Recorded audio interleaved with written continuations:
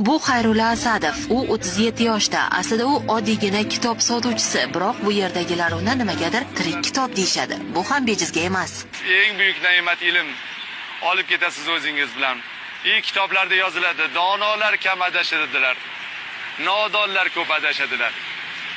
Donolarning 40 tasini basti yengsangiz bo'ladi, lekin bitta nodonni yenga olmaysiz. Nodonning kuchi ilmli insonga bahs kela olmasligidadir. Bu kitoblar aslida makulaturadan olib kelingan. Lavhamiz qahramoni esa ularni tanlab, tozalab, qayta hayotga keltiradi. Avval o'qiyman, tushunaman, keyingina sotaman. Har bir kitob bir olam deydi suhbatdoshimiz. Lekin bir ahamiyati.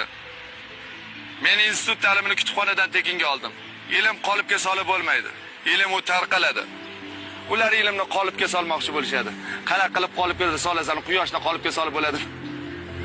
Uning uyi shahar chetida bo'lsa ham bu yerga har kuni keladi. Qaynoq asfaltda, shamolda yoki qorda farqsiz. Biroz eski, oxiri to'kilgan kitoblarni hayotga qaytarish orqali